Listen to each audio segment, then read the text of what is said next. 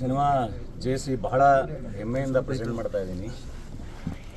ಬಹಳ ಅಂದರೆ ಬಹಳ ಹೆಮ್ಮೆಯಿಂದ ಪ್ರೆಸೆಂಟ್ ಮಾಡ್ತಾ ಇದ್ದೀನಿ ಸಿನಿಮಾ. ನನಗೆ ಯಾವಾಗಲೂ ನಮ್ಮ ಹುಡುಗರು ಕೇಳೋರು, ಡಾಲಿ ಥರ ಮತ್ತೆ ಯಾವಾಗ ಮಾಡ್ತೀರಾ ಅಂತ. ಡಾಲಿ ಥರ ನಾನು ಮತ್ತೆ ಮಾಡಿಲ್ಲ, ಆದರೆ ನಮ್ಮ ಹುಡುಗರಿಗೋಸ್ಕರ ಮ್ಯಾಡಿನ ಕರ್ಕೊಬಂದು ಬಿಡ್ತಾ ಇದ್ದೀನಿ.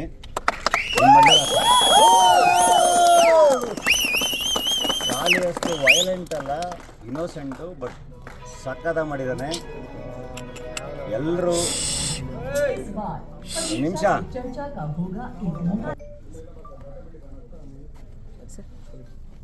ಸೊ ಎಲ್ಲರ ಮನೆಯಿಂದನೂ ಇವತ್ತು ಯಂಗ್ ಹೀರೋಗಳು ಬರ್ತಾ ಇದ್ದಾರೆ. ಇವತ್ತು ಭಾಳ ಜಾಗ ಇದೆ, ಎಲ್ಲ ಮನೆಗಳಿಂದನೂ ಬರ್ತಾ ಇದ್ದಾರೆ. ಹಂಗೆ ಡಾಲಿ ಪಿಕ್ಚರ್ಸ್ ಅಂತ ನನ್ನದೊಂದು ಪುಟ್ಟ ಗೂಡು, ನನ್ನದೊಂದು ಪುಟ್ಟ ಮನೆ.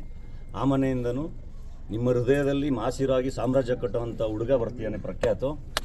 ಇದು ನೋಡ್ಕೊಳ್ಳಿ, ಸಿನಿಮಾ ಬಂದು ನೋಡಿ ಬಹಳ ಚೆನ್ನಾಗಿ ಮಾಡಿದ್ದಾರೆ. ಆ್ಯಂಡ್ ಈ ಥರದ್ದೊಂದು ಸಿನಿಮಾನ ಅಂದರೆ ಅಂಡರ್ವರ್ಲ್ಡ್ ಸಿನಿಮಾ ಕಟ್ಟೋದು ಬಹಳ ಕಷ್ಟ. ಎಷ್ಟೊಂದು ಸರಿ ಅದು ಬೇರೆ ಯಾರದನ್ನೋ ಕಾಪಿ ಮಾಡ್ತಿರೋ ಥರ ಅನಿಸ್ತಾ ಇರುತ್ತೆ. ಬಟ್ ಚೇತನ್ ಜಯರಾಮ್ ಬಹಳ ಚೆನ್ನಾಗಿ ಆ ವರ್ಲ್ಡ್ನ ಬಹಳ ಚೆನ್ನಾಗಿ ಕಟ್ಟಿದ್ದಾನೆ.